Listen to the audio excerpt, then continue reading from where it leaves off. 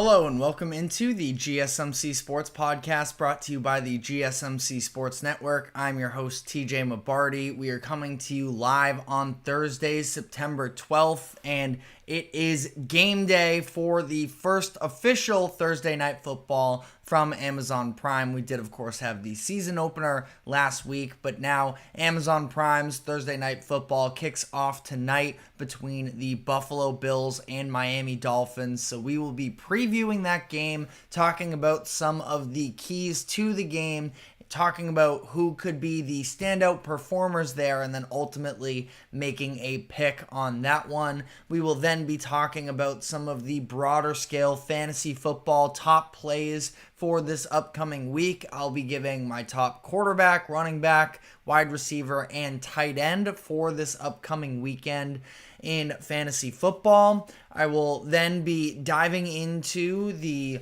news that the Los Angeles Rams are placing wide receiver Puka Nacua on injured reserve list, and he could potentially be out longer as there were a number of injuries that accumulated for the Rams in their Week 1 game against the Lions. So we'll be talking about that. We will then be diving into whether the conversation around whether or not the Green Bay Packers will be able to survive these next few weeks with Jordan Love injured.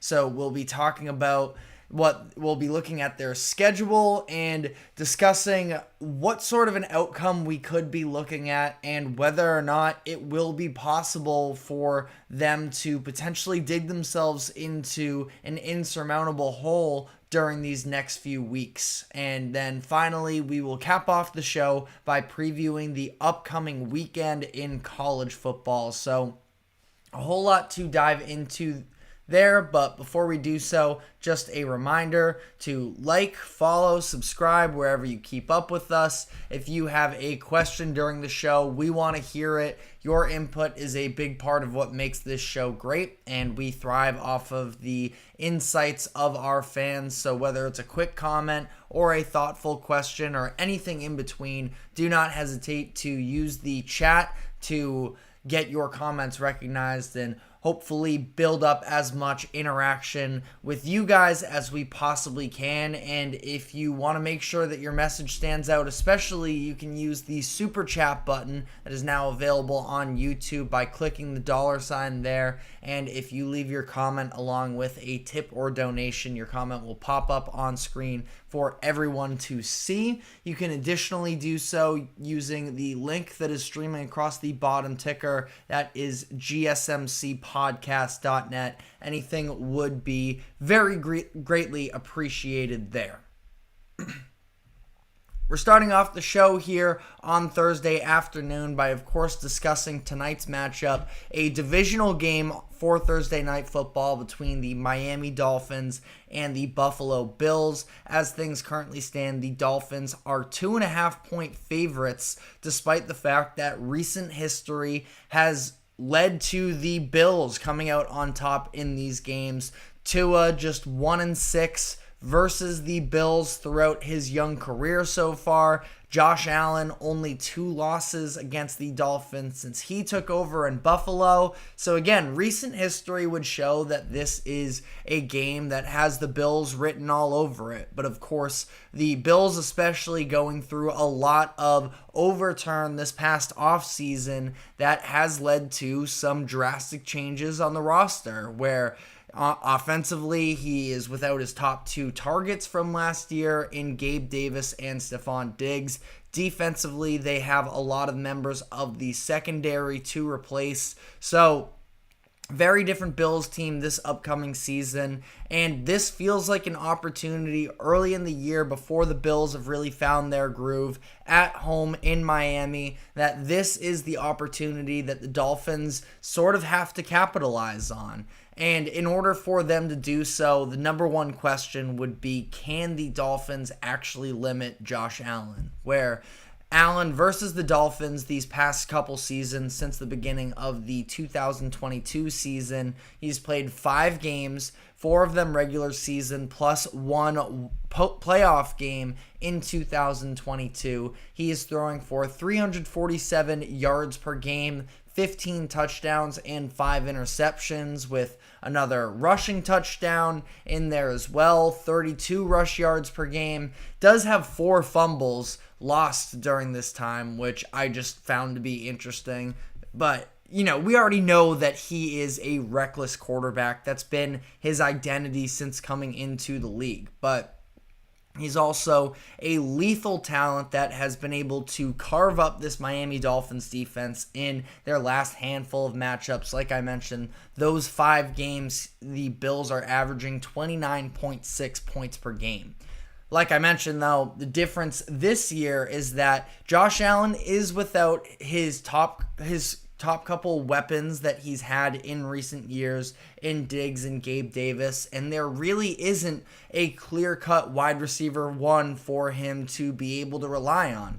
I thought that he was excellent in week 1 against the Arizona Cardinals. He himself was responsible for 4 touchdowns, 2 of them in the air, 2 of them on the ground, but especially when it came to the red zone, it felt very Josh Allen reliant to create things on his own, and we saw him keeping it for himself. He finished this game with, I believe, 9 carries and had 2 of those rushing touchdowns, of course. Did injure his wrist, it appeared, on one of those rushing touchdowns, which is why I don't think that Allen is going to be able to lean on his legs quite as heavily as he did in week 1. That it's just not really a sustainable form of offense throughout a 17-game season. He is too vital. He needs to avoid taking those types of hits. It was great. They were able to pull off the comeback win last week, but I would expect that the Bills are hoping that they can establish the run game even more so. James Cook did look good in week 1, so it's not that. It's just a matter of, especially when it got to the red zone, those drives were sort of stalling, if not for Josh Allen becoming a superhero at certain points and scrambling around there. That's where I think the loss of sort of a go-to target kicks in. Now, I would definitely be interested in Keon Coleman, who did receive the most amount of targets for the Bills in Game 1 with 5, that he could really start to emerge as a red zone presence for this Bills team. Additionally, I'm a big fan of their tight ends in Dawson Knox and Dalton Kincaid. So those are 2 players that I could see emerging for the Bills moving forward here. But all of that being said, it's clear that Josh Allen, as he's still sort of figuring out his groove in this new look offense, that he needs to start developing some trust with his receivers, and he doesn't quite seem to be there just yet. So for the Dolphins on the other side of this, they need to take away the running lanes from Josh Allen because, like I mentioned, there were no wide receivers for the Bills last week, or no players in general, that had more than 4 catches. Keon Coleman did hit that note. 9 different players caught a pass from Josh Allen, which is a good thing because ultimately it seemed like, there was all of this conversation of, what's Josh Allen going to look like without Stephon Diggs? I thought that Allen looked better last year when he was spreading the ball around more, and ultimately, he showed that he was capable of doing that last week. Now, it is against a Cardinals defense that I don't think is particularly great. You come in and you're playing a much more talented Miami Dolphins defense with both, players in the secondary, plus having that extra push from the front line. That the Cardinals are definitely a step below what the Dolphins are hoping to pitch this upcoming weekend. And I think that, with new defensive coordinator, Anthony Weaver, for the Miami Dolphins. They did a really good job in week 1 against the Jaguars. Jacksonville only totaled 267 yards. Trevor Lawrence in the second half was really taken out of the game. And what mightily helped the Dolphins in that matchup was the fact that they were able to get a lot of production from that defensive front. 3 sacks, one of them from the new addition in Calais Campbell, who isn't just sort of hanging on to the league, but is still giving you some sort of results as well. Made a nice debut for himself in Miami. We'll see, whether or not he can continue to build on that. And then Jalen Phillips also was, coming back from injury after being out from November on last year. And he was able to get home for a sack as well. So you can find production, I think, specifically on that defensive line and in the secondary. Linebacking core is fine. I wouldn't say it's great, though.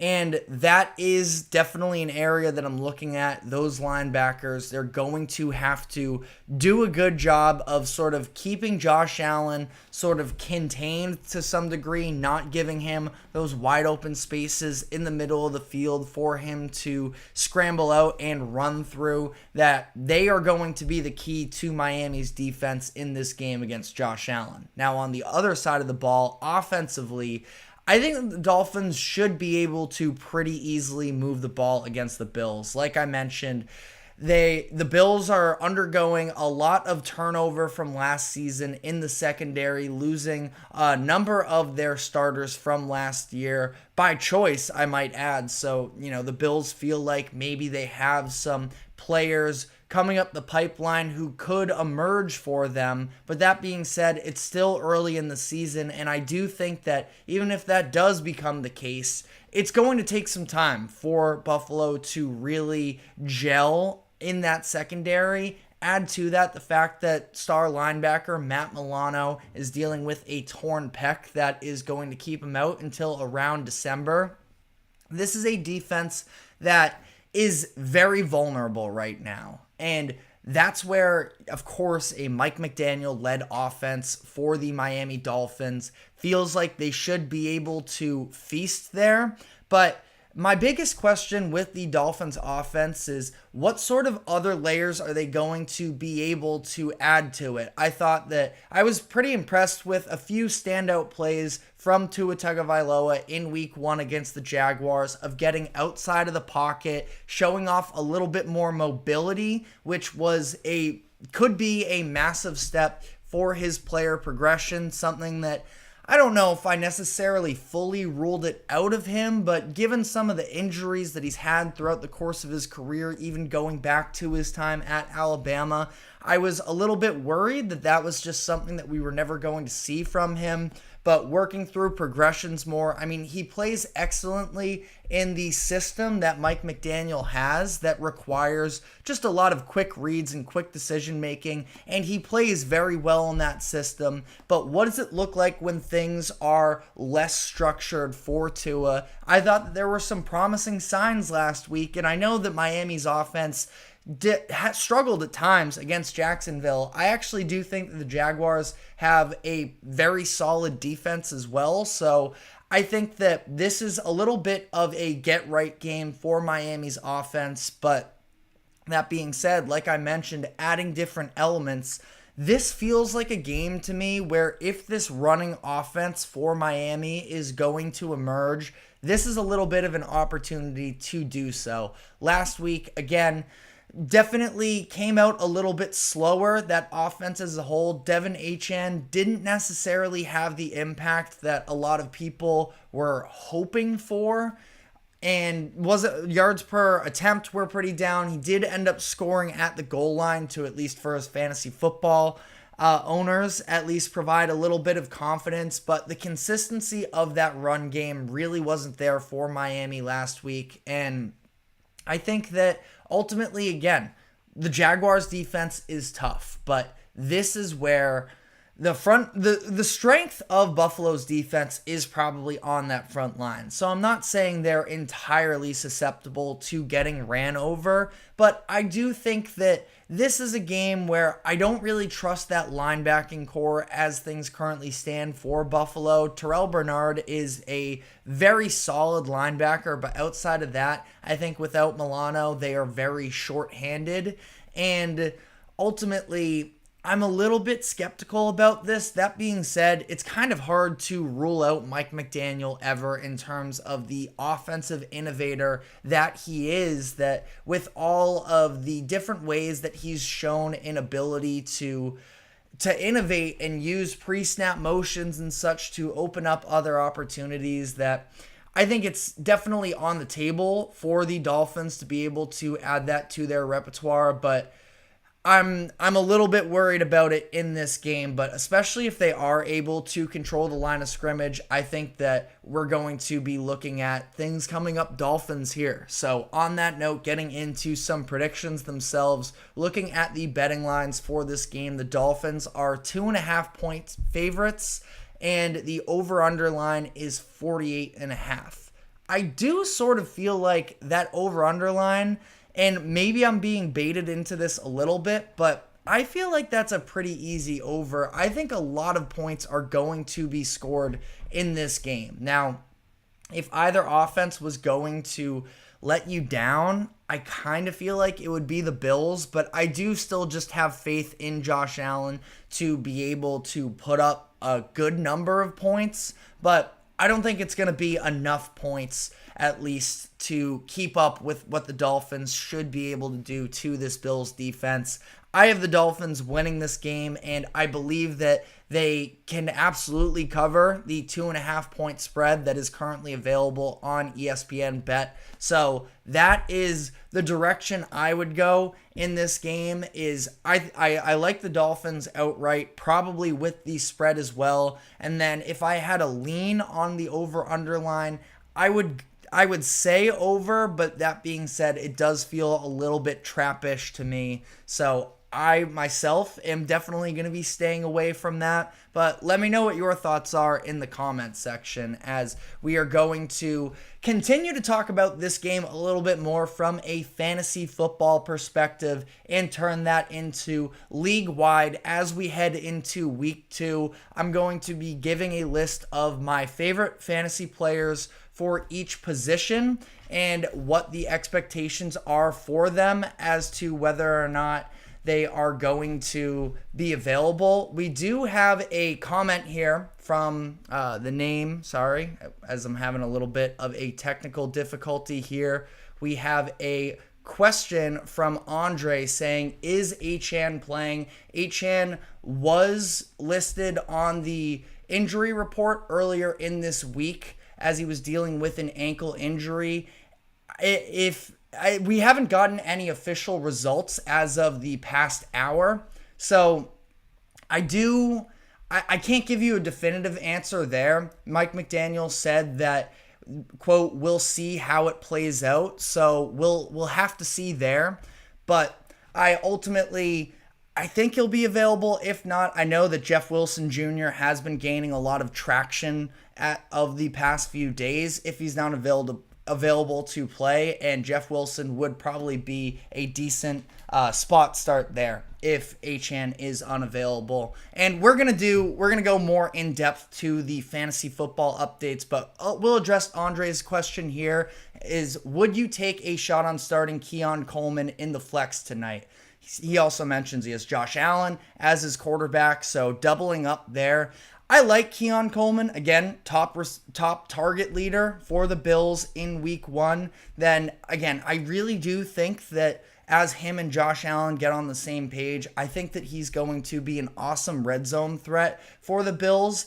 I would take a shot on it. That being said, and I'm going to get into it more later, I do think that Khalil Shakir is probably the receiver I would lean more so to based off of the fit of him playing against the slot. In the slot, I think that we saw Jalen Ramsey last week following around the number 1 wide receivers for Jacksonville, and Jalen Ramsey had his hit or miss, a little bit of a rough first half, but was able to work his way into it. But I think that Coleman is going to have much more difficult matchups. Shakir is the one that I think he's going to play in the slot. I think he's going to have opportunities against Miami's linebackers and could carve out a role for himself there. But again, we have a lot more to get into on the fantasy football front with both tonight's game and with the games upcoming for this weekend. So if you have any fantasy football questions, definitely be sure to drop them in the chat and we'll try and address as much as possible. But we do have to take a quick break here.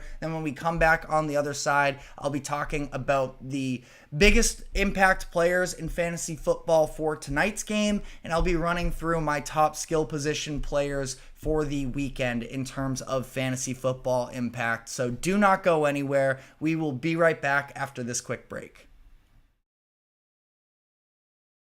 I feel like I'm losing my mind. Is everybody in the world blind? Please, Lord, give me a sign, a sign. I feel like I'm losing my mind. Is everybody in the world blind? Please, Lord, give me a sign, a sign. I wanna be the greatest. Everybody on the face shit. I look around and feel like everybody is the fakest. I make this every day and I'm impatient. Hoping one day I blow up from the basement. Statement, the top is so vacant. I don't hear shit that I think is amazing. Waiting for my day when I'm playing. Sold out shows for 1,000 faces. Hey, give me that crown. Get in my way and to be put down. It ain't your place, I'll diss my sound. If I want that shit, then I'll get it right now. I'm losing it, the news if it's some losing shit. It's stupid if you choose to live or choose to dip. You choose to fight or lose your grip and lose a gift. Oh. I feel like I'm losing my mind. Is everybody in the world blind? Please, Lord, give me a sign, a sign. I feel like I'm losing my mind. Is everybody in the world blind?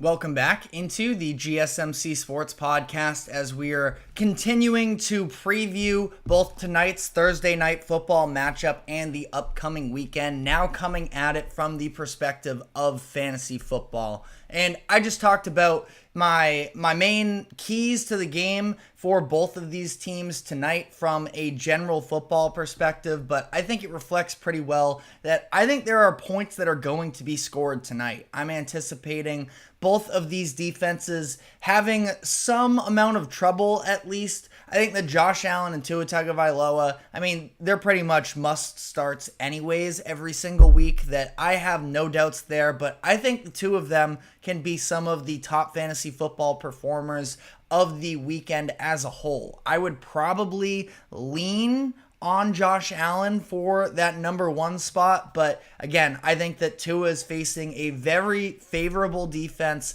against the Buffalo Bills that, again, we'll see how the running game works out. Devin Achane is dealing with that ankle injury that I don't think we have official word yet on whether or not he's going to be available for them. So we'll see. Running game wasn't great last week. Now you add this into the mix. I think the Dolphins are going to throw the ball, and either way, I think that this is a secondary that can be thrown on. So I am anticipating Tua to let it rip a little bit tonight, which of course also leads to either one of Tyreek Hill and Jalen Waddle. Again, both players that are a little bit must starts anyways, but Tyreek is probably, the direction I would head in. Of people that wide receivers that probably have the highest upside for week 2 across the entire NFL as a whole. Now, obviously, Bills are probably going to try and fixate on him, but I just think it's a personnel mismatch, and I really don't think that there's anybody on that Bills defense that's going to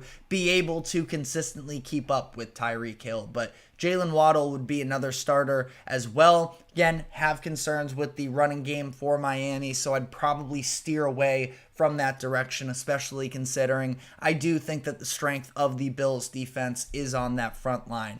On the Buffalo side of this game, we just had a comment asking about Keon Coleman's upside as a flex option for tonight. I do feel like, especially, and what we talked about in the last segment as well, is it's excellent that Josh Allen can, run around on his own and create magic. But that being said, he did end up injuring his hand on one of those touchdown rushes in the second half of the Arizona game. I think at some point in this past week, somebody probably sat down with Allen and said, hey, I understand that you can do all of these incredible things with your legs, but that is not a sustainable form of offense for us and for you to stay healthy for the upcoming season. And obviously, Josh Allen is basically the offense. So I think when it gets to those red zone opportunities, that he is going to try and trust his receivers a little bit more. Keon Coleman has the frame, the body, and going back to his time at Florida State, the tape to be able to be a red zone target. So I definitely see him being in that category.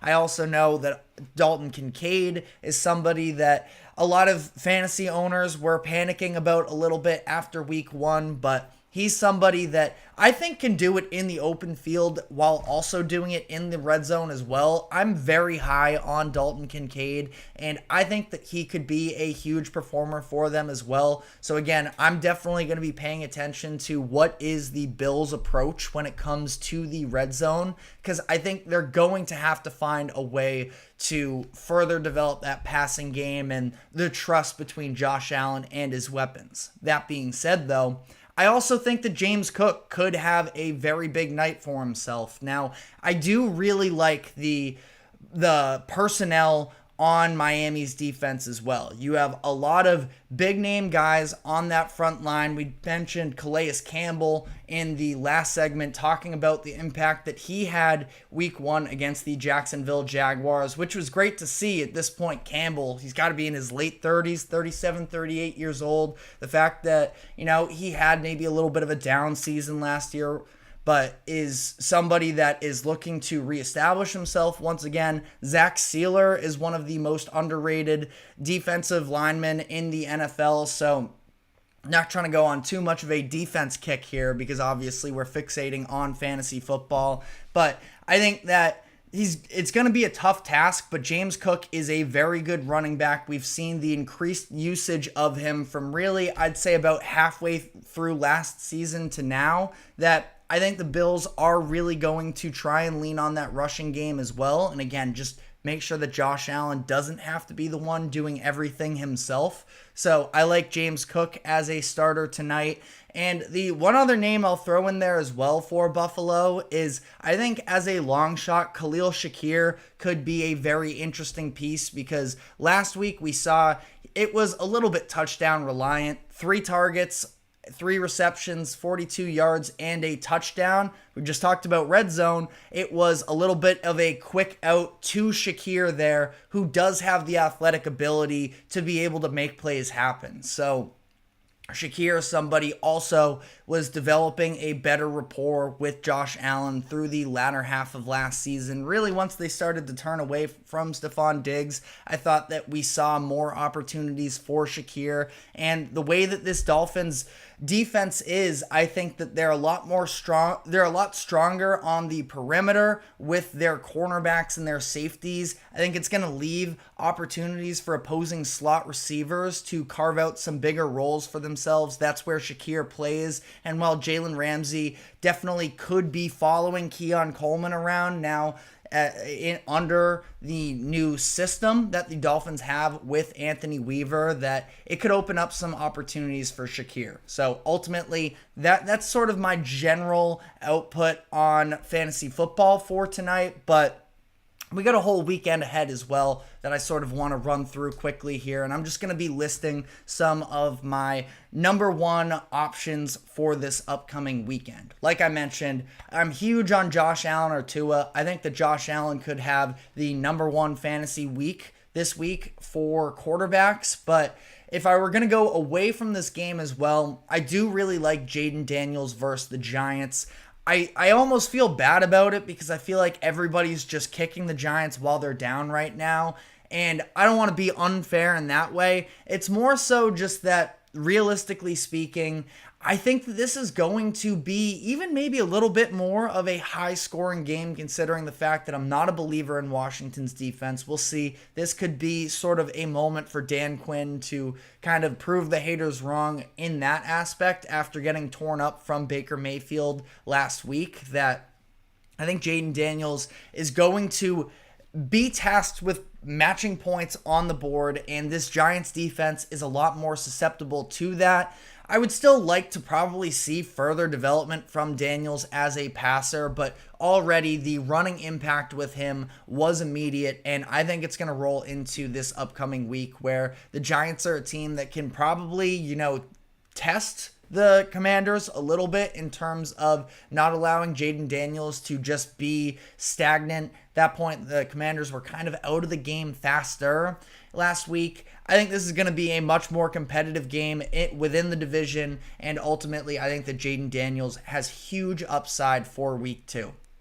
Running back, I'm looking at Bijan Robinson, one of the best running backs in the league. Not exactly a hot take, I do understand that, but playing the Philadelphia Eagles on Monday Night Football, the Eagles, I don't think their defense is quite as bad as they showed against the Packers last Friday in Brazil. I think that was just a weird game as a whole with all of those circumstances, and I am higher on the Eagles this year than I was last year. That being said, though, the defense is definitely the main concern for Philadelphia, and a lot of it comes within that front seven. I don't think it's a particularly excellent linebacking group, so especially if you are in a PPR league, I think that Bijan can sort of rack up some points there as well as on the ground. This is a team that, they do have some good defensive linemen, but I think that the Falcons are going to be able to have rushing success. Very disjointed last week, but I thought they actually moved at the point of attack pretty well on the offensive line. Didn't do a great job of protecting Kirk Cousins in the pocket. Probably also contributes to the fact that maybe he looks to get it out a little bit quicker. Bijan out of the backfield could be an option there. So that's my number one running back for this upcoming week. Another name that I'll throw out there as well, I have a couple ones. Derrick Henry playing the Raiders this week. Now, John Harbaugh did just say earlier this week that the days of Henry being a 30 carries per game type of player is probably behind him. I do have some hesitations about what his role will be with Baltimore, but I also don't think that Lamar Jackson can run as much as he did last week, that they're probably going to try and steer away from that.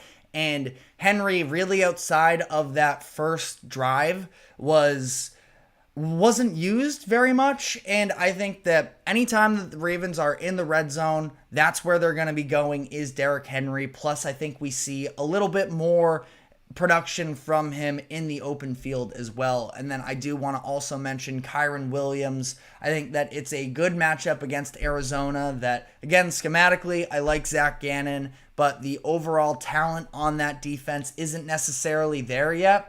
My one issue with him, and I did have him at the number one till taking into consideration that offensive line is banged up right now. It's going to be without 3 of their starters. But that being said, it could actually contribute also to the idea of Matt Stafford looking to get the ball out quick, like he did a lot in that first half when, he was still sort of first trying to find the groove and the chemistry with his offensive linemen. That now with all these injuries, I think the game plan for McVay and that offense is going to be quick throws. So I think that involves Kyren Williams against a poorer defense in Arizona. And I think that includes Cooper Kupp as well, where he got 21 targets, I believe it was, last week. Ridiculous there. I think that with Puka Nacua on the injured reserve list, we're going to see a Cooper Kupp sort of big focus, a real focus on Cooper Kupp for this upcoming week to just try and get the ball in his hands and make things happen. And again, Arizona defense that is probably susceptible, at least to some degree, in the passing game there as well. And then to close it out here, tight ends, obviously week 1 was not a favorable game not a favorable set of games for tight end owners across the country. And you got to think that eventually somebody is going to bounce back here. Now, I have mentioned multiple times here this Rams game. I think on the other side, Trey McBride could be somebody who could really emerge for the Cardinals. The Rams defense looked excellent relative to my expectations in week 1 against the Lions, a very good offense. So I do want to give them credit there, but they are still young, and there's a lot of moving pieces there. New defensive coordinator after Raheem Morris left in the offseason, that I would probably lead McBride as the number 1 tight end, but I don't feel super confident necessarily about any one of them in particular. I guess honorable mentions out there to Kelsey, who wasn't quite as involved in week 1 against Baltimore, maybe just for the sake of confidence and just showing people that Kelsey is still here. They could maybe look to force feed him a little bit against a Cincinnati team that feels like right now they are vulnerable. I'm a little bit worried that people are so down on the Bengals that they could end up having a big bounce back performance, but those would probably be my top 2 tight ends for the upcoming weekend. But let me know who you like, who you don't like in this upcoming weekend of fantasy football. Like I mentioned, sort of talked a lot about the Rams and their injuries in this segment, and that's because things have gotten very messy with them very quick based off of their week 1 performance, having to put 3 players on the injured reserve list already. So I want to further dive into what the latest is on Puka Nacua and where the Rams are at right now, sitting at 0-1 with a number of key injuries already starting to build up. So we will be diving into that. But first, we're going to take a quick break. Do not go anywhere. We will be right back. Looking for your daily fix of sports talk without having to pay for it? GSMC Sports Network is available on YouTube. Just search GSMC Sports Network. Get your fix of daily sports talk shows on YouTube, absolutely free. NFL, college football, NBA, MLB, MMA, UFC, fantasy football, and so much more.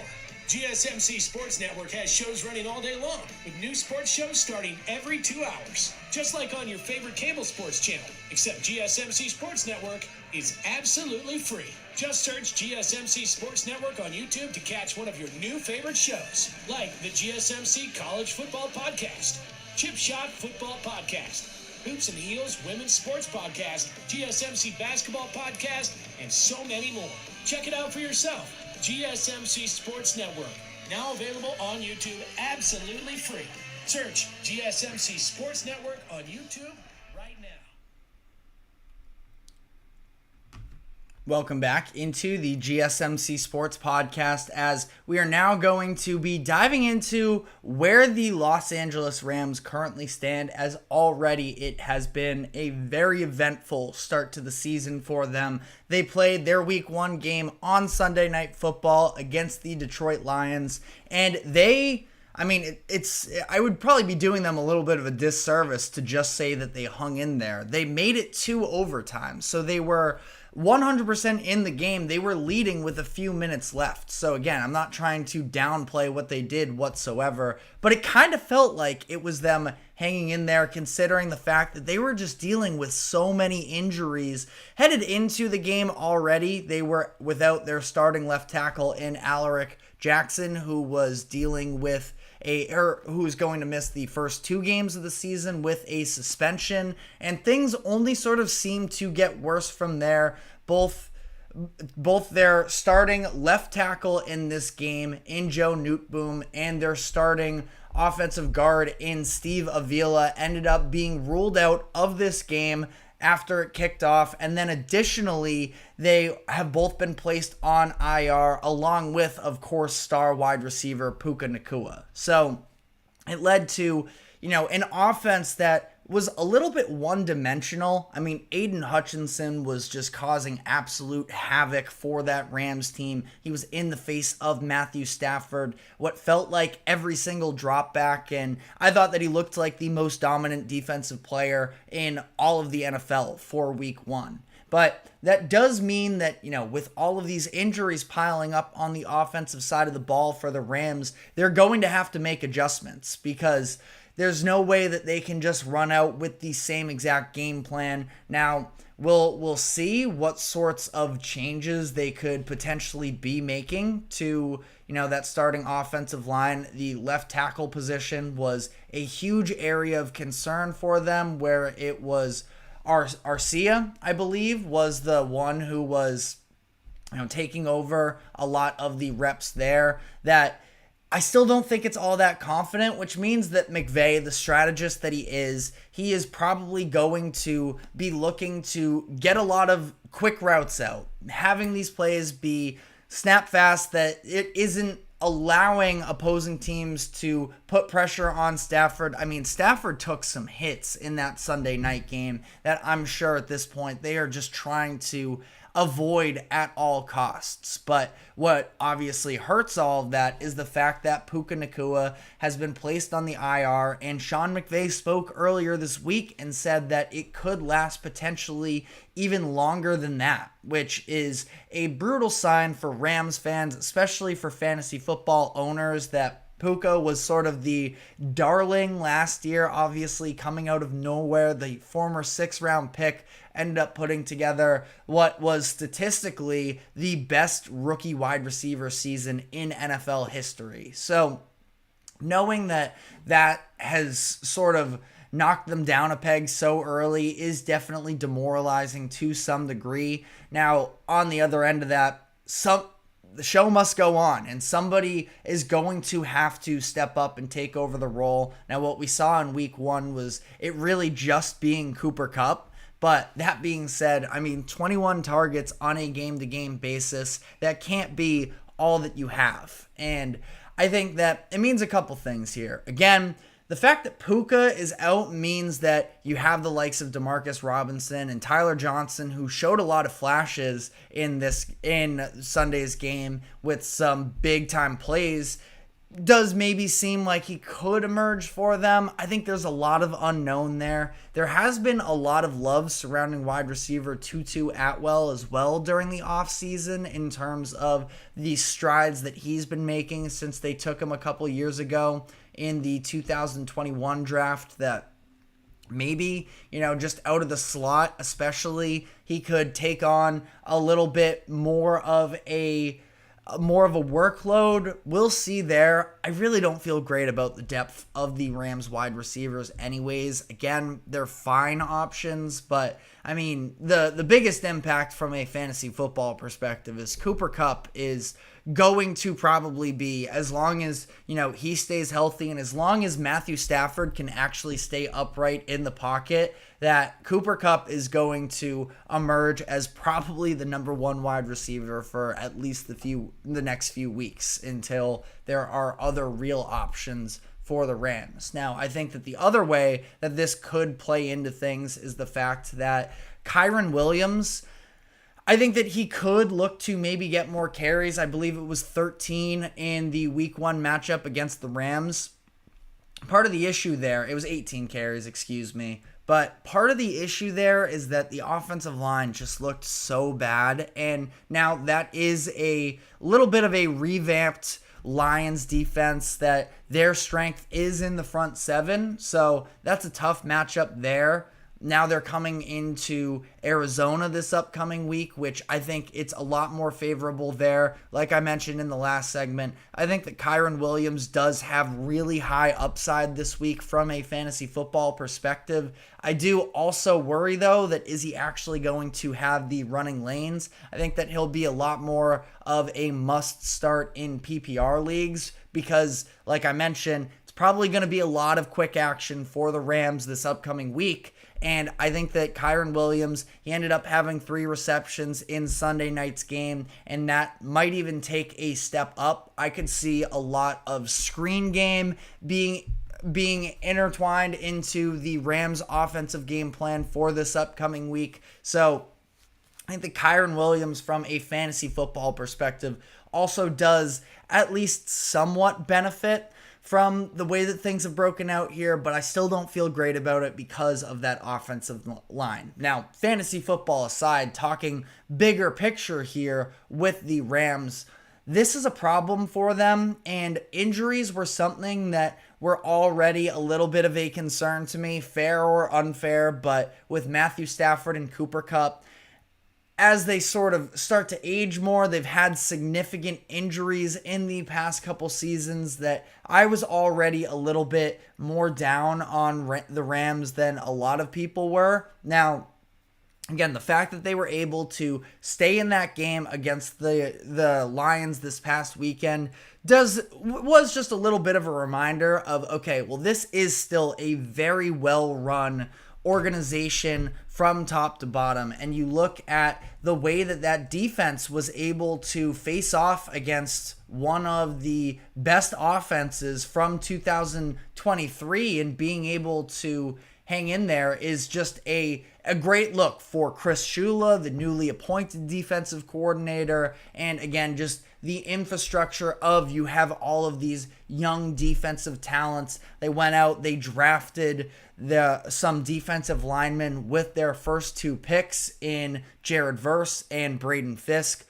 I thought the Verse looked pretty good for the most part. One thing, I talked about this in my episode yesterday, that I think the Verse is going to need to be better against the run. Got caught with a lack of discipline a couple times during that game. That resulted in some big Lions runs. But, you know, as far as a pass rushing standpoint, I thought that he had a pretty good debut for himself. You look at the likes of Christian Roseboom and Troy Reeder, both had pretty good games for them. And again, this is a team that you look up and down the roster. It's not like there are a ton of household names on that defense, but I kind of just trust the Rams to be able to be a good organization and find talent and develop talent, not just, you know, talent from a player standpoint, but you look at the list of coaches as well that have sort of come from that McVay tree as well. It is, you know, very, very interesting to see how all of this functions. So,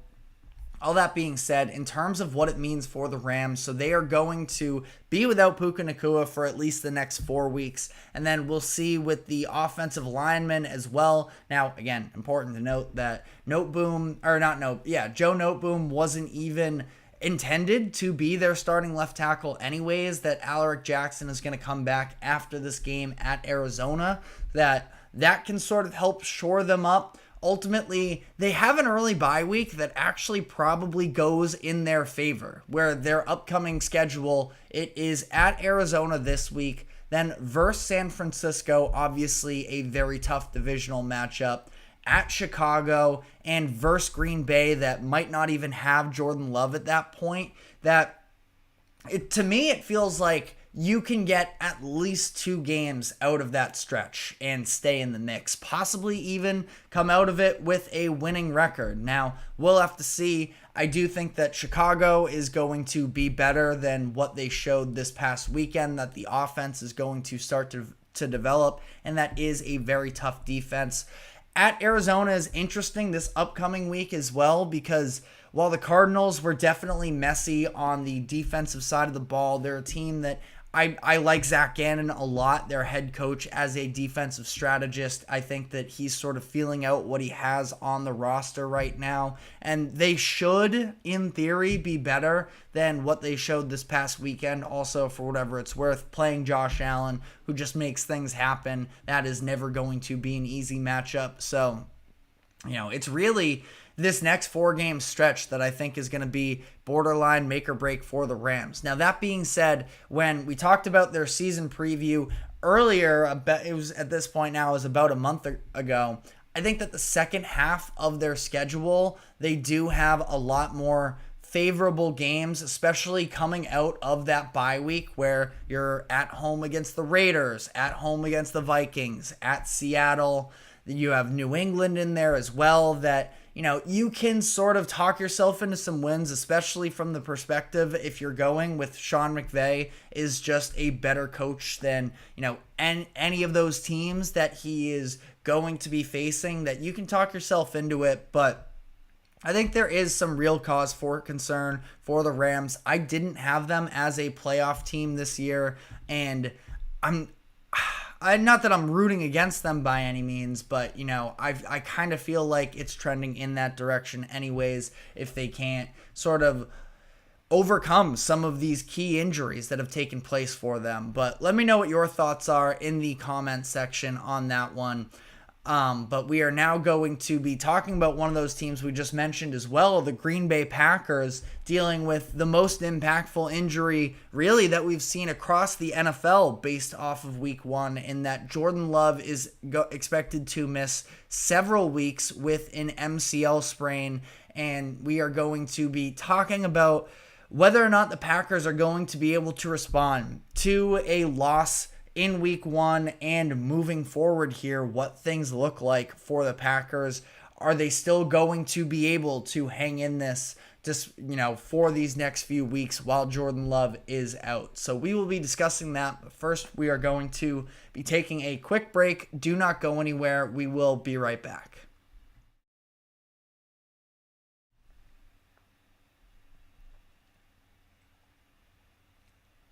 For the best and latest podcasts available anywhere, go to the podcast app on your cell phone and type in GSMC to access free content-rich podcasts on health and wellness, book reviews, sports, entertainment, relationships, social media, movies, technology, finance, and even weird news. Subscribe and download the GSMC Podcast Network's family of shows, available everywhere podcasts are found.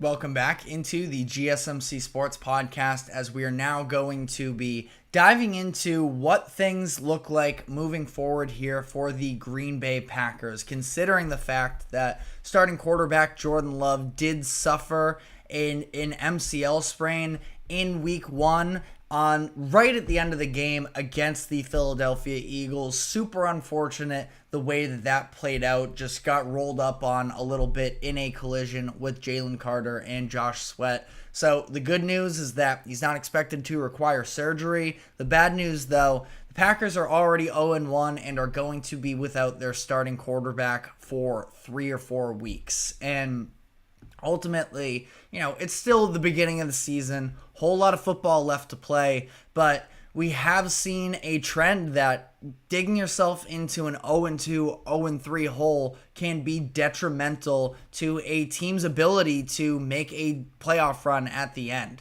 ESPN put out a stat that since 2019, there have only been 2 teams to make the playoffs since starting 0-2. That was the Bengals in 2022 and the Texans last year. So we've also seen it happen in each of the past 2 seasons, and the Packers are a good enough roster that I think they're more than capable of being able to get hot towards the end of the season. But as for now, they're going to be without Jordan Love, and they are moving forward here, at least for the time being, with Malik Willis, who they just traded for just over 2 weeks ago from the Tennessee Titans. And Willis doesn't inspire me all that much as a quarterback. He's somebody that I definitely had some sneaky stock in coming into the NFL out of Liberty, that I thought it would be fun. He is somebody who can at least provide, if he could ever develop as a passer, he does have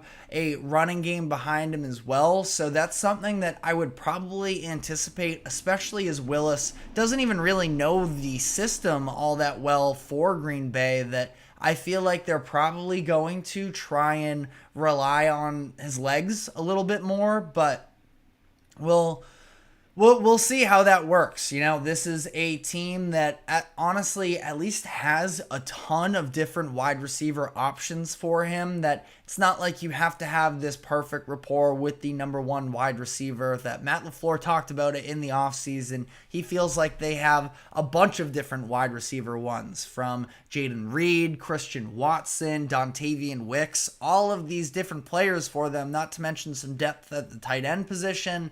That Romeo Dobbs I didn't even mention. Like, they feel like there are a number of guys who can just get open for them. And that's probably a good sign for Willis, who isn't going to be hyper fixated on feeding one player in particular. That not that they're probably going to ask him to be totally spreading the ball around, but you can kind of just take what's in front of you from that perspective. And I do think that that's a benefit for the Packers. Also, the fact that they should have a pretty good run game this upcoming season with Josh Jacobs in the backfield. I'm a huge fan of him. I love Aaron Jones as well, but I think that Josh Jacobs even probably provides a little bit more in the passing game additionally. So maybe an improved check down option there as well at the running back position. That, again, Willis just needs to sort of play within the system, not make any huge mistakes. The Packers,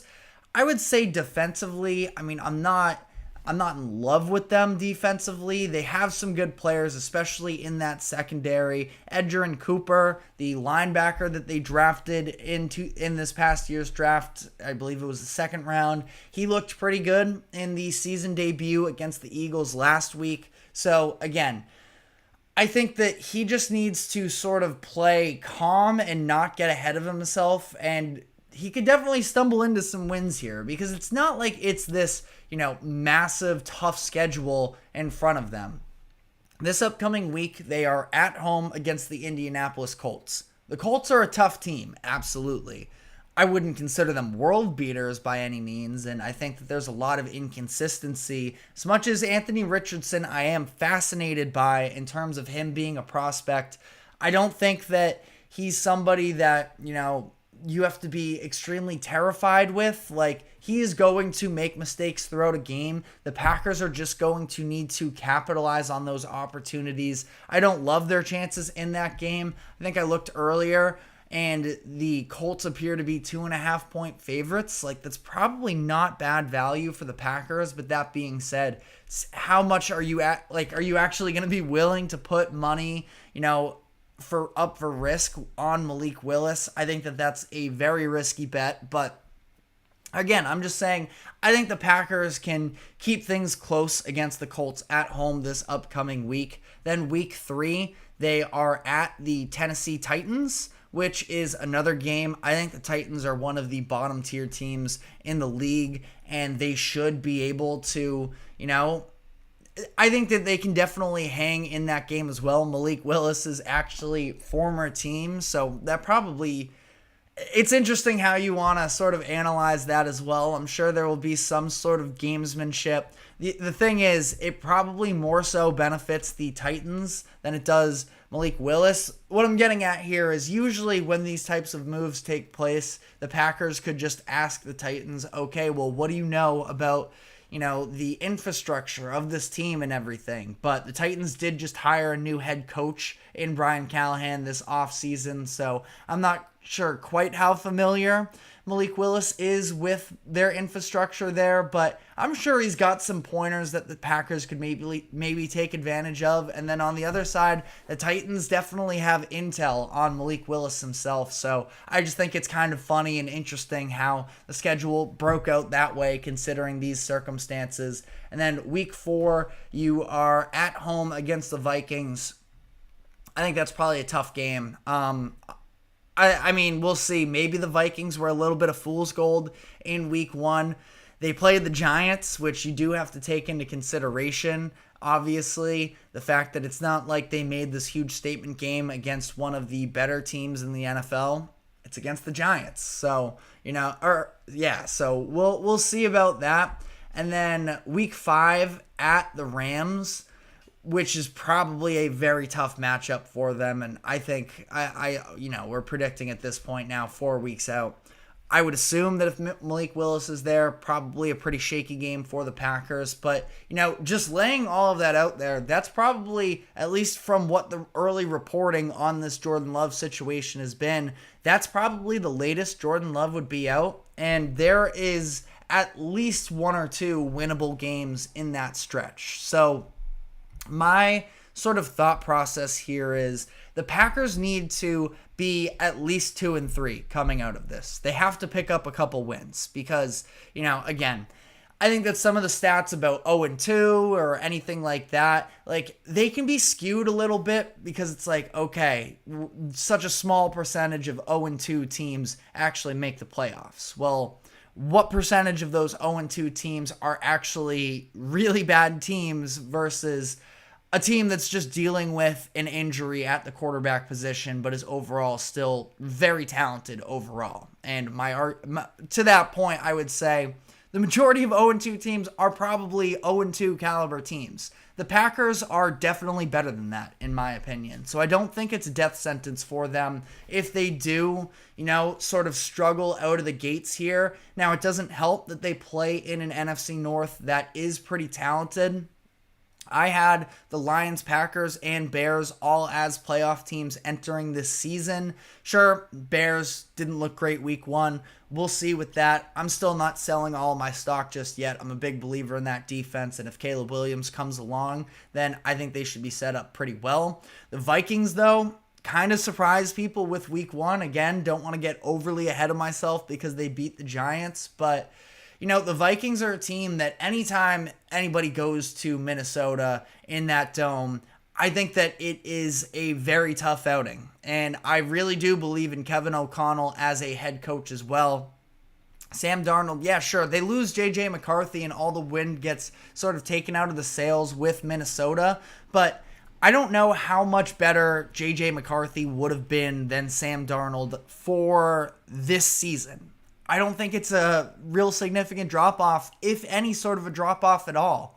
So that's kind of I just think that generally speaking here, the NFC North is very talented, and that does make things a lot harder for the Packers to try and sort of climb their way back into the season into the playoff hunt if they end up dropping a handful of games early on, especially considering the fact that Sharp Football Analysis has them with the 6th hardest schedule, I believe it is, in the entire NFL. So that's not a great sign for them either. I definitely have some concerns with the Packers. And to sort of wrap this up cleanly, I don't think it's a death sentence necessarily if the Packers do struggle out of the gates here. I think they need to win at least 2 of their first 5 games, and then they're going to have to hope that there is not a drop-off with Jordan Love immediately, because it's a very tough schedule ahead of them, and there is a real concern, at least in my eyes, in terms of them having to fight uphill against this division and in an NFC where I think it's going to take 10 wins to make the playoffs. So let me know what your thoughts are in the comments section, but we are going to be taking our final break here, and when we come back on the other side, we're going to be switching gears from the NFL to college football, and we are going to just be running through some of the biggest games in college football this upcoming weekend. But before we do so, we're going to take that quick break, and we will be right back. Don't go anywhere.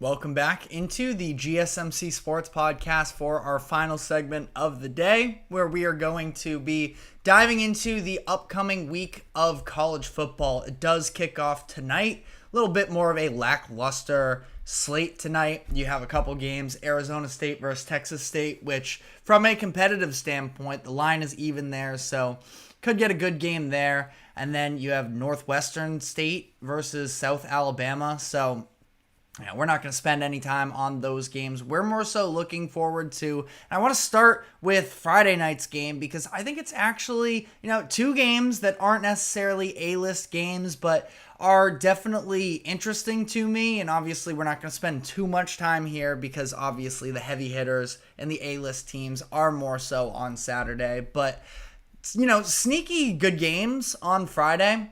Could be one of the best matchups of the weekend in Arizona at Kansas State. It is one of the two matchups between ranked teams this weekend, other than BC versus Missouri, which I don't really have a lot of confidence in being a great game from Massachusetts. So it would be awesome to see BC actually, pull off what would probably be the biggest win of my lifetime, but don't necessarily see that happening, although Missouri's offense has looked a little bit slow out of the gates there. But, as for this Arizona-Kansas State game, two of the top teams in the Big 12, this won't actually be classified as an interconference game because of the time it takes for realignment. But for anybody who hasn't watched Arizona this year, Tet McMillan is one of the best, in my opinion, probably the best wide receiver in the country as a whole and one of the best overall players in the game. The offense last week didn't look great. McMillan only caught 2 passes for 11 yards. They only put up 21 points as a whole against Northern Arizona, but they came away with the win. Ultimately, that's all that really matters.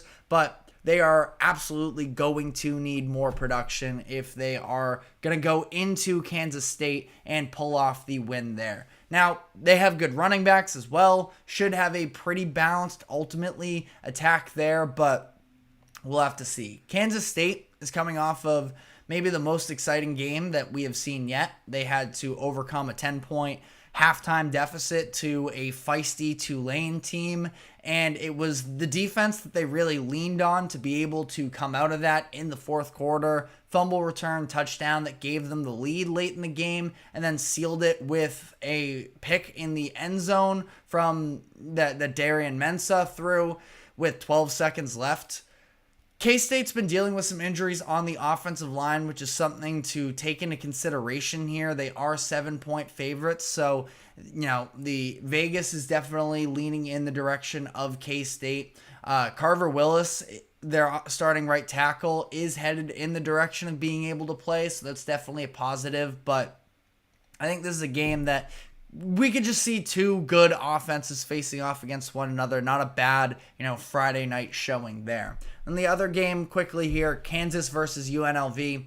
Kansas coming off of a disappointing loss to Illinois as they drop out of the top 25. The Jayhawks led 17-13 entering the fourth quarter, but their offense just went stagnant. Illinois scored the go-ahead touchdown with 9.5 minutes left, and their offense was just unable to respond. They end up losing the game 23-17.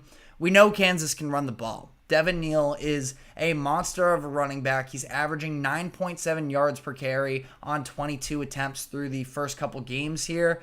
Jalen Daniels can also give you something in the run game, but in order for Kansas to sort of live up to expectations, he has to be better. 4 interceptions in the first 2 games, not a great sign. Somebody coming off of injury, maybe that's a part of it for sure, but that being said, need to see him take steps in the right direction for Kansas and Lance Leipold to be able to, get themselves back into the mix here. Now they're set to host UNLV, who handed it to Houston in week 1, beat them on the road there, the same Houston that just went toe-to-toe at Oklahoma last week. So ultimately a pretty impressive win there, and then they absolutely ran through Utah Tech in a 72-14 win last week. So this should be a bounce back spot for Kansas. They're at home, but UNLV is definitely not an easy out. So this is a key game for Kansas, and I think especially so for Jalen Daniels. Now, we'll dive into the Saturday games. Few compelling matchups in the noon window. That's really where my main focus is personally. Alabama at Wisconsin, LSU at South Carolina, and Memphis at Florida State. Bama, Wisconsin, if you watched the USF versus Bama game last week, the final score, or if you didn't watch that game, the final score lies to you a little bit. It was a 21-16 game halfway through the fourth quarter before Alabama was able to rattle off 3 quick touchdowns with some explosive plays. Ryan Williams in the air, Jam Miller on the ground. But that has sort of been the consistent theme with Bama since Jalen Milroe has taken over, that they are sort of reliant on those explosive plays. And we haven't really seen these methodical drives yet, which is something that is definitely going to need to change. If Wisconsin is able to sort of limit those big plays like that, then, and you're making Bama actually drive down the field on you, I think there's a lot more room for mistakes, because mistakes were a big part of why that USF game was even close.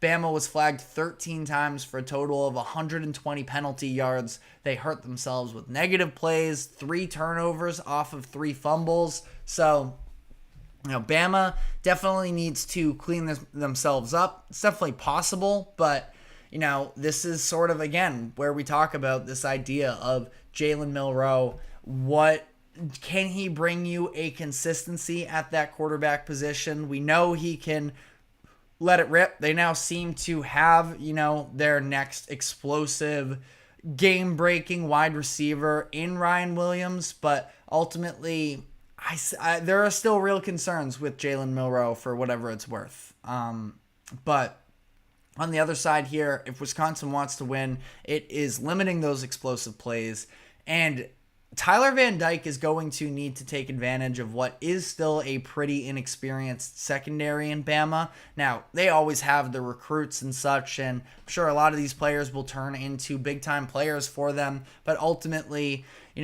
there's not a lot of starting experience there, and ultimately, I think that it's something that can be taken advantage of. I don't know if Wisconsin's necessarily the team to be able to do so, but it is something to take into consideration. And Tyler Van Dyke is going to have to sort of test Bama downfield and, really show out for them. LSU versus South Carolina. At this point for LSU, not a whole lot of wiggle room for them after losing the season opener to USC, a game that I think that they should have won, but ultimately let it slip away from them.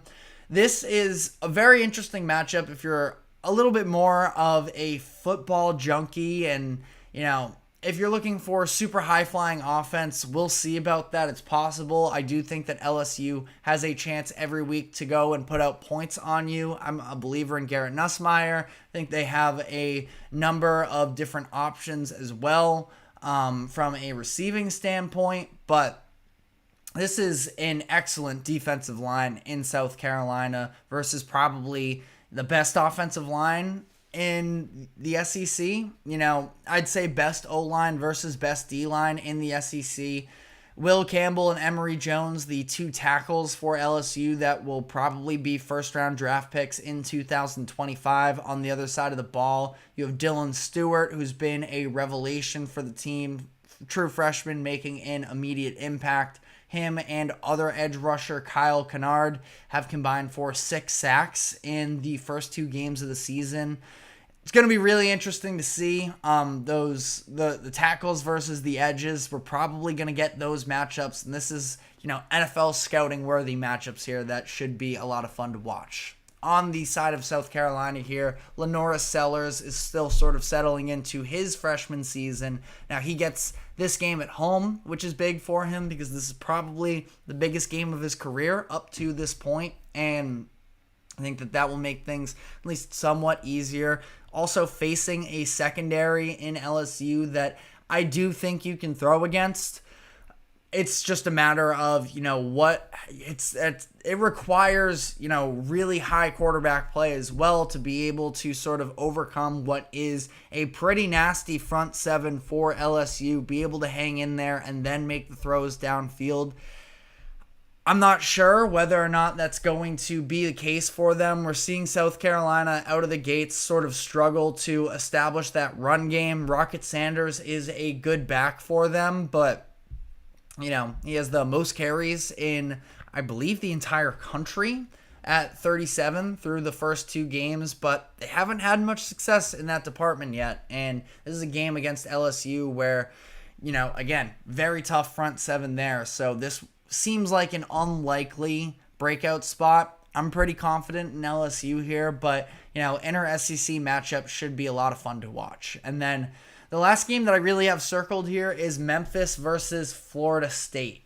And this is, at this point, season's already lost for Florida State, but this is where you can just sort of have a better evaluation of, okay, is this program, entirely falling apart, or was it just a really rocky start to the season? Because realistically, Florida State, it would require them to run the table the rest of the year to actually win the ACC and make the playoffs. That feels, at least to me, out of the picture, but technically they're not fully out of it yet.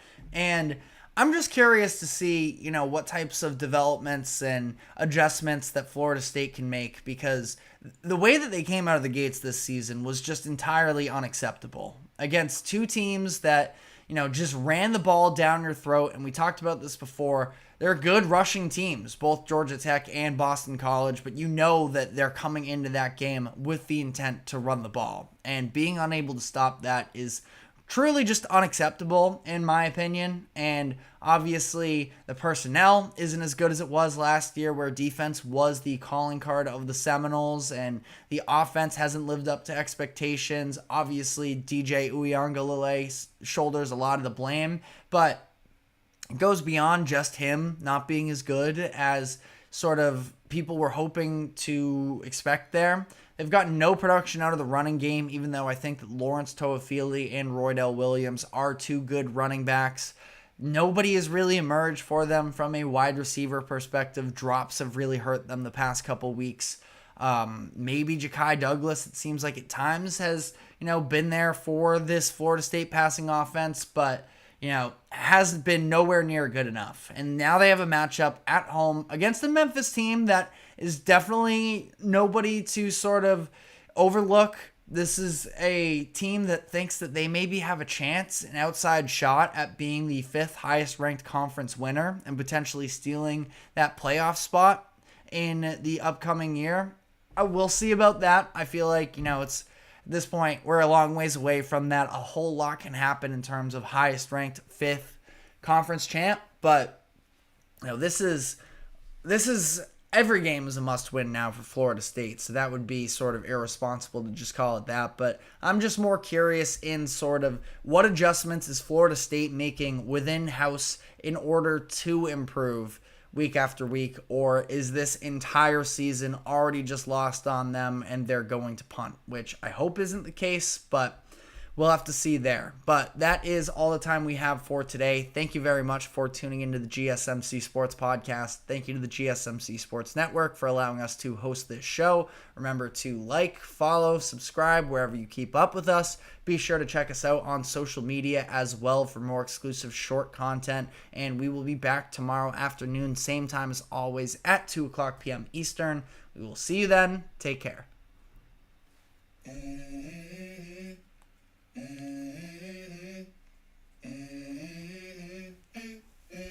Let's go. I wake up to a little bit of drool on my pillow, feel like it's gonna be a bad day. Yeah, I'm tired of shit, and the coffee ain't hit yet, damn.